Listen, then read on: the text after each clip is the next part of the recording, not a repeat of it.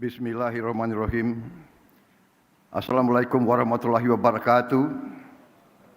Selamat pagi, salam sejahtera bagi kita sekalian. Shalom, salve, Om Swastiastu, Namo Buddhaya, salam kebajikan. Yang saya hormati dan saya muliakan, Presiden ke-6 Republik Indonesia, Bapak Jenderal TNI Purnawirawan Profesor Dr. Susilo Bambang Yudhoyono. Yang saya hormati dan saya muliakan, Presiden ke-7 Republik Indonesia, Bapak Insinyur Joko Widodo. Wakil Presiden Republik Indonesia, Saudara Gibran Rakabuming Raka. Yang saya hormati dan saya muliakan, Wakil Presiden Republik Indonesia ke-13, Bapak Kiai Haji Profesor Dr. Ma'ruf Amin. Yang saya hormati dan saya muliakan, Wakil Presiden Republik Indonesia ke-10 dan ke-12, Bapak Dr. Muhammad Yusuf Kalla. Yang saya hormati, Wakil Presiden Republik Indonesia ke-11, Bapak Profesor Dr. Budiono. Ketua Majelis Permusyawaratan Rakyat Republik Indonesia, Saudara Ahmad Muzani, beserta para Wakil Ketua MPR.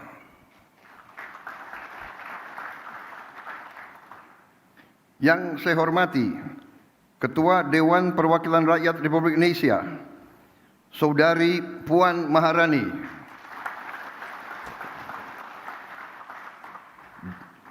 Dan para Wakil Ketua DPR RI yang hadir, serta para pimpinan dan anggota Dewan Perwakilan Rakyat Republik Indonesia, Komisi 6 dan Komisi 11.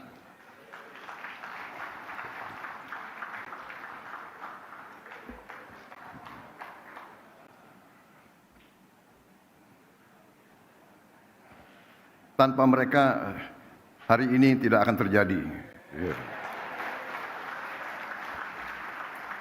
Terima kasih Ketua DPR dan semuanya.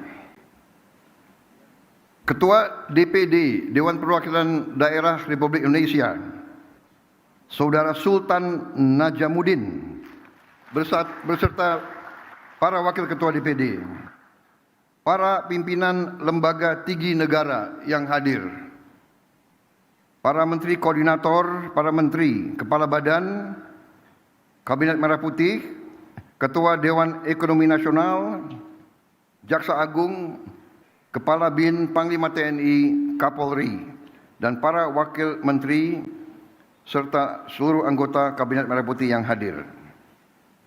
Juga para ketua umum partai politik, Ketua Umum Partai Golongan Karya, Saudara Bahlil Lahadalia. Ketua Umum Partai Demokrat, Saudara Agus Harimurti Yudhoyono. Ketua Umum Partai Amanat Nasional, Saudara Zulkifli Hasan.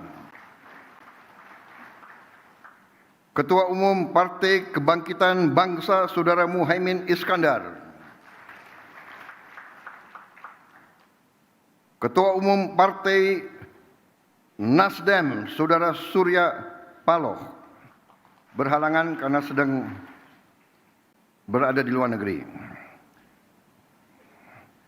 Presiden PKS, Saudara Ahmad Saiku, juga berada di luar kota. Ketua Umum Partai Gelora, Saudara Anies Mata. Ketua Umum Partai Persatuan Pembangunan, Saudara Mardiono. Ketua Umum Partai Gerindra, saya sendiri.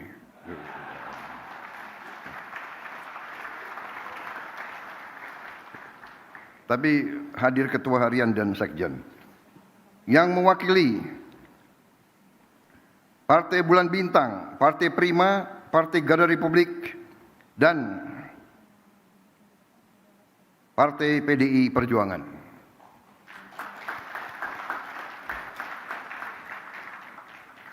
Hadir juga di sini senior kita, tokoh ekonomi Indonesia, Bapak Profesor Dr. Emil Salim.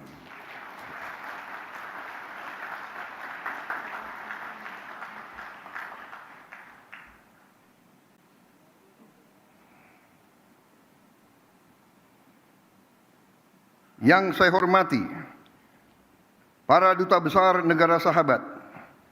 Hadir di sini 65 duta besar negara sahabat. Dan 32 perwakilan juga negara-negara sahabat yang hadir.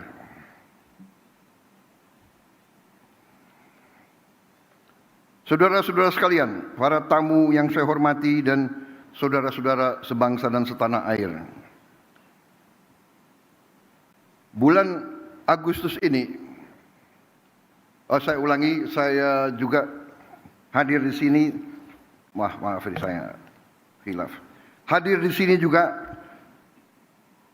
tokoh-tokoh organisasi agama, Ketua Umum Nahdlatul Ulama, Saudara Kiai Haji Yahya Khalil Stakuf, Ketua Umum Muhammadiyah, Profesor Dr. Kiai Haji Haidar Nasir, Ketua Presidium Konferensi Wali Gereja Indonesia, Monsinyur Antonius Subianto Bunyamin, perwakilan dari Persekutuan Gereja Indonesia, Majelis Ulama Indonesia, Parisada Hindu Dharma Indonesia, Pengurus Pusat Persatuan Umat Buddha Indonesia, Majelis Tinggi Agama Konghucu Indonesia.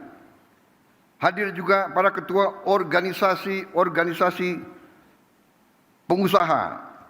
Hadir Ketua Umum Kadin beserta pengurusnya, Ketua Umum HIPMI beserta pengurus, Ketua Umum Apindo dan jajarannya, para pimpinan Foreign Chambers and Business Council in Indonesia, from United States, People's Republic of China, Europe, Japan, Australia, South Republic of Korea, and other friendly nations.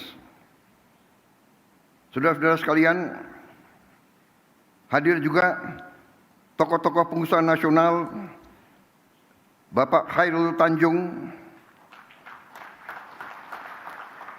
Bapak Gariboldi Thohir, Bapak Franky Wijaya, Bapak Haji Andi Samsudin Arsyad, Bapak Anindya Bakri, Bapak Arsyad Rashid, beserta para pengusaha nasional, para CEO dan para pelaku ekonomi yang saya hormati. Hadir para pelaku perbankan nasional, Dirut Bank Himbara, Gubernur BI yang saya hormati, Ketua OJK, Kepala LPS, Direktur Utama Bursa Efek Indonesia, dan para pengguna pasar modal. Hadir juga para rektor-rektor universitas, serta para pimpinan redaksi dari media-media nasional. Hadirin tamu undangan yang saya hormati, saudara-saudara sebangsa dan setanah air, bulan Agustus ini bangsa yang kita cintai, bangsa Indonesia, akan dengan bangga merayakan 80 tahun kemerdekaan. Selama 8 dekade, kita telah menghadapi berbagai tantangan dan ujian. Namun, kita tidak pernah goyah dalam mewujudkan visi membangun Indonesia yang sejahtera. Kita telah berkorban begitu banyak demi menjaga negara kesatuan Republik Indonesia dan menegakkan cita-cita luhur yang menjadi dasar berdirinya bangsa kita. Namun, di tengah perayaan atas capaian yang telah kita raih, kita juga harus berani menghadapi kenyataan. Kita harus bertanya kepada diri kita sendiri. Setelah 80 tahun merdeka, mengapa masih ada anak-anak kita yang kelaparan? Mengapa para petani dan nelayan kita masih berjuang untuk mendapatkan hasil yang layak dari kerja keras mereka? Mengapa setelah 8 dasawarsa masih ada desa dan kota yang belum tersentuh listrik? Mengapa di tengah kekayaan yang kita miliki, masalah-masalah ini masih tetap ada?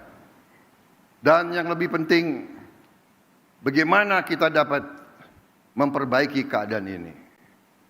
Bukan karena kita kekurangan sumber daya, tapi mungkin karena cara kita mengelola dan memanfaatkannya belum sepenuhnya memberi manfaat sebesar-besarnya bagi rakyat. Inilah kenyataan yang harus kita akui. Karena perubahan yang berarti hanya bisa dimulai dari keberanian untuk melihat kebenaran. Keberanian untuk melihat kekurangan-kekurangan kita. Mengelola dan memanfaatkan sumber daya alam yang dianugerahkan Tuhan untuk sebesar-besarnya kesejahteraan rakyat dan masa depan Indonesia adalah tugas utama kita. Sebagaimana diamanatkan dalam pasal 33 Undang-Undang Dasar 1945 ayat 1 yang berbunyi, perekonomian disusun sebagai usaha bersama berdasar atas azas kekeluargaan. Ayat kedua, cabang-cabang produksi yang penting bagi negara dan yang menguasai hajat hidup orang banyak dikuasai oleh negara. Ayat 3, bumi dan air dan kekayaan alam yang terkandung di dalamnya dikuasai oleh negara dan dipergunakan untuk sebesar-besar kemakmuran rakyat. Azas-azas ini harus menjadi pedoman kita dan memang telah menjadi pedoman kita dalam memastikan bahwa kekayaan nasional benar-benar memberi manfaat bagi seluruh rakyat Indonesia. Azas-azas inilah yang membimbing pekerjaan saya dan menjadi dorongan utama bagi saya dalam menjalankan amanah konstitusional dengan dedikasi serta efektivitas yang setinggi-tingginya. Mengatasi tantangan-tantangan ini memerlukan respons yang berani dan strategis. Itulah sebabnya peluncuran Danantara Indonesia hari ini memiliki arti yang sangat penting. Karena Danantara Indonesia bukan sekedar sebuah badan pengelola investasi, melainkan harus menjadi instrumen pembangunan nasional yang akan mengoptimalkan cara kita mengelola kekayaan Indonesia. Jangan salah, apa yang kita luncurkan hari ini bukan sekedar sebuah dana investasi, melainkan instrumen alat pembangunan nasional yang harus bisa mengubah cara kita mengelola kekayaan bangsa demi kesejahteraan seluruh rakyat Indonesia.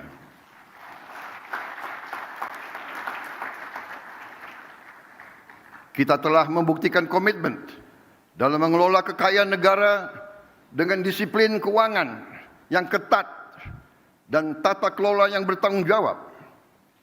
Dalam 100 hari pertama pemerintah yang saya pimpin, kami berhasil mengamankan lebih dari 300 triliun rupiah, hampir 20 miliar dolar dalam bentuk tabungan negara, dana yang sebelumnya terhambat oleh inefisiensi, korupsi, dan belanja-belanja yang kurang tepat sasaran. Kini dana tersebut akan dialokasikan untuk dikelola oleh Danantara Indonesia, diinvestasikan dalam 20 atau lebih proyek-proyek nasional sebagai bagian dari industrialisasi kita dan hilirisasi kita.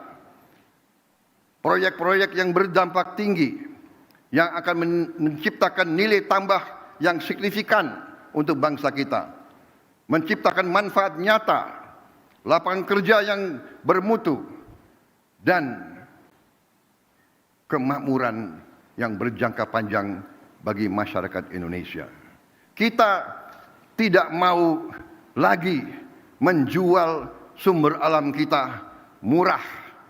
Kita tidak mau jadi sumber raw material bagi bangsa lain. Kita bertekad ingin menjadi negara maju. We have already proven our commitment to managing Indonesia's wealth and assets with very careful financial discipline and responsible governance. In our first 100 days, my administration secured over $20 billion in savings, funds that were once trapped in inefficiency, corruption, misallocation, but will now be channeled into 20 high-impact national projects, creating real long-term benefits for our people. Saya bersama pemerintah yang saya pimpin didukung oleh koalisi yang solid, bertekad keras untuk membangun suatu pemerintahan yang bersih, yang bebas dari korupsi.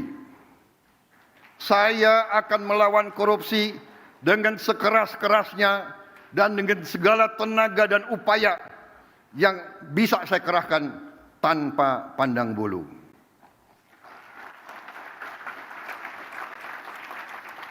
Prinsip yang sama akan menjadi fondasi dalam pengelolaan Danantara Indonesia. Visi untuk mengelola sumber daya nasional secara bijaksana bukanlah sesuatu yang baru. Tidak lama setelah kemerdekaan, para pendiri bangsa mendirikan Bank Industri Negara untuk membiayai sektor perkebunan, industri, pertambangan. Pendahulu-pendahulu kita telah lama investasi dalam sektor-sektor strategis. Presiden pertama kita mendirikan Institut Pertanian Bogor karena memandang pertanian sebagai sektor strategis. Bung Karno pernah mengatakan, "The stomach cannot wait." Kita tidak boleh mengizinkan kelaparan yang ada di Indonesia. Presiden kita pertama pun yang membesarkan Institut Teknologi Bandung karena kita untuk merdeka, untuk sejahtera harus menguasai teknologi. Presiden kedua meneruskan pembangunan dan semua presiden-presiden kita membawa kita sampai kita sekarang hari ini bisa meluncurkan Danantara Indonesia.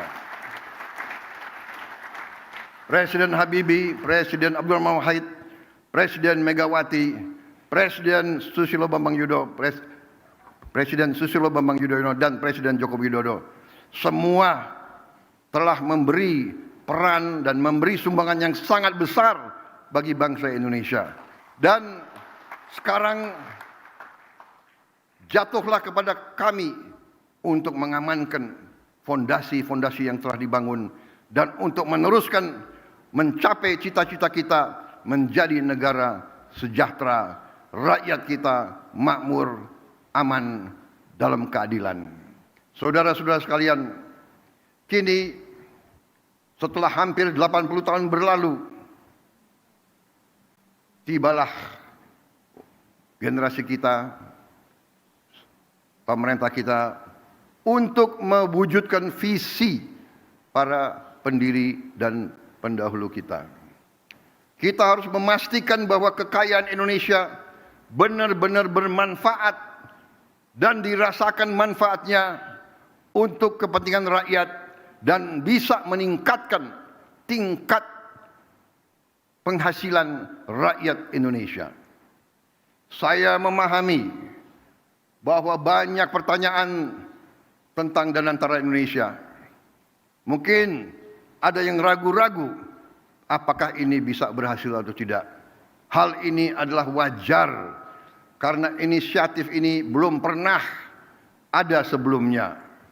Namun hari ini seluruh rakyat Indonesia patut berbangga karena dengan total aset lebih dari 900 miliar dolar Amerika, Danantara Indonesia akan menjadi salah satu dana kekayaan atau sovereign wealth fund negara terbesar di dunia.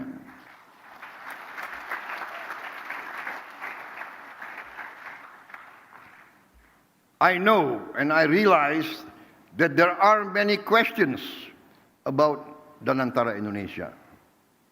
This can be expected because this is a new initiative, unprecedented in our history. Today, all Indonesians can be proud to learn that with total assets of more than 900 billion US dollars under management, Danantara Indonesia will be one of the world's largest sovereign wealth fund. Danantara Indonesia adalah solusi strategis dan efisien dalam mengoptimalkan badan usaha milik negara. Kita tidak hanya akan menginvestasikan dividen BUMN ke industri-industri yang mendorong pertumbuhan jangka panjang, tapi juga akan mentransformasi BUMN kita menjadi pemimpin kelas dunia di sektor masing-masing. Perusahaan yang kompetitif, profesional, dan terintegrasi dalam ekonomi global. Kita ingin melihat lebih banyak BUMN Indonesia masuk dalam daftar Global Fortune 500. Membuktikan bahwa Indonesia bukan sekedar pengikut, tapi Indonesia juga dapat menjadi pelopor dan pemimpin dalam perekonomian dunia. Gelombang pertama investasi senilai 20 miliar dolar Amerika dalam kurang lebih 20 proyek strategis bernilai miliaran dolar akan difokus pada hilirisasi nikel, boksit, tembaga, pembangunan pusat data kecerdasan buatan, kilang minyak, pabrik petrokimia, produksi pangan dan protein, aquakultur, serta energi terbarukan. Inilah sektor-sektor yang akan menentukan masa depan kita, ketahanan kita, dan kemandirian bangsa kita. Pembentukan Danantara Indonesia menandai era baru bagi badan usaha milik negara, yang kita pandang bukan hanya sebagai entitas bisnis, tapi sebagai aset nasional yang akan menjadi agen pembangunan dan pertumbuhan. Fundamental bagi pertumbuhan ekonomi dan kesejahteraan rakyat. Oleh karena itu, BUMN harus beroperasi dengan standar yang tinggi, governance yang terbaik. BUMN harus mengedepankan inovasi, gagasan besar, transparansi, kemajuan teknologi, sekaligus menjaga disiplin, kehati-hatian, serta komitmen terhadap tata kelola yang baik dan pengelolaan yang bertanggung jawab. Kolaborasi antara Danantara Indonesia, BUMN, dan mitra sektor swasta, dan UMKM serta koperasi akan menjadi kunci dalam memaksimalkan peran mereka dalam pembangunan nasional. Namun, ikhtiar kita terhadap Danantara Indonesia tidak berhenti di dalam negeri saja. Danantara Indonesia juga akan menjadi agen bagi peran global Indonesia yang semakin kuat. Melalui inisiatif ini kita akan menjalin kemitraan strategis dalam energi terbarukan, infrastruktur, pendidikan, dan menempatkan Indonesia sebagai pemain utama di tingkat global serta berkontribusi bagi kesejahteraan dan stabilitas regional dan dunia. Para tamu undangan yang saya hormati, para duta besar, para tokoh-tokoh bangsa yang hadir di sini, para pemimpin-pemimpin dari semua kalangan dan semua sektor. Dan antara Indonesia menyampaikan kepada dunia bahwa kita siap untuk bekerja sama. Indonesia sends a clear message to our friends and our partners worldwide. Indonesia is open for collaboration, open for business, open for investment, and open for shared prosperity. Dan antara Indonesia will allow us to expand our international cooperation. And I can only hope that our global partners will recognize Indonesia's potential, not just as an emerging economy, but as a force for regional stability and shared progress. Hari ini saya bangga dengan bangsa saya.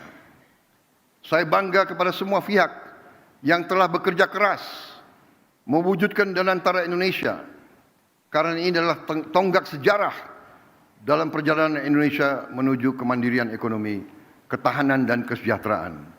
Dengan daya Anagata Nusantara yang artinya adalah energi, kekuatan masa depan bagi Nusantara, kekuatan energi masa depan bagi Indonesia. Yang artinya adalah Danantara Indonesia adalah untuk anak dan cucu kita.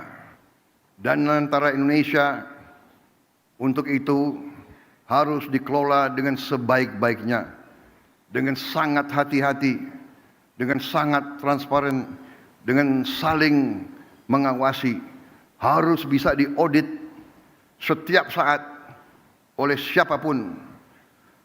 Karena ini sekali lagi adalah milik anak dan cucu kita, milik generasi penerus bangsa Indonesia.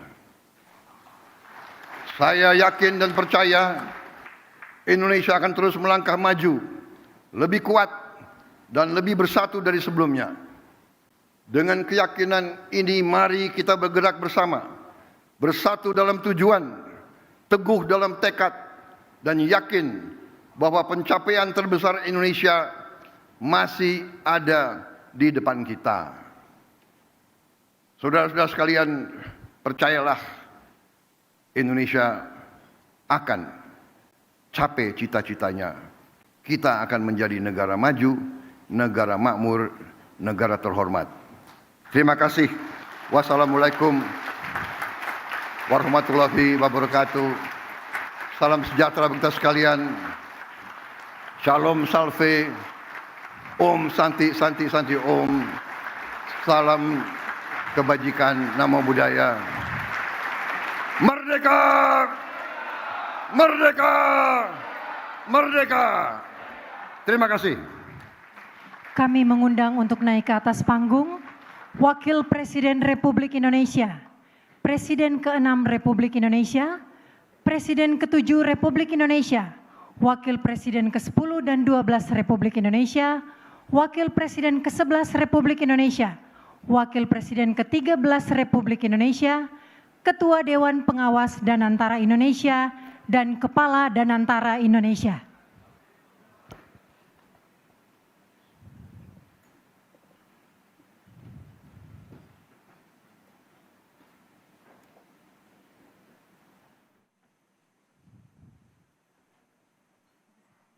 Selanjutnya prosesi peluncuran Danantara Indonesia.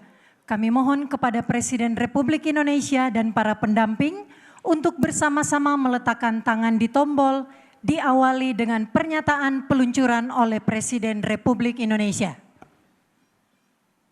Dengan mengucap Bismillahirrahmanirrahim, pada siang hari ini, hari Senin tanggal 24 Februari tahun 2025, saya Presiden Republik Indonesia meluncurkan Badan Pengelola Investasi Daya Anagata Nusantara, Danantara Indonesia.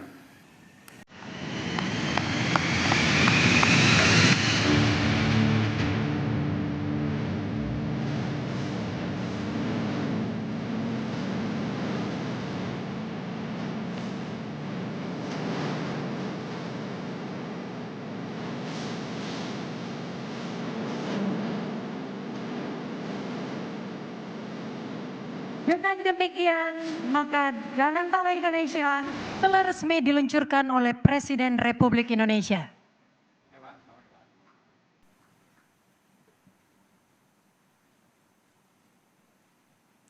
Kami persilahkan untuk kembali ke tempat.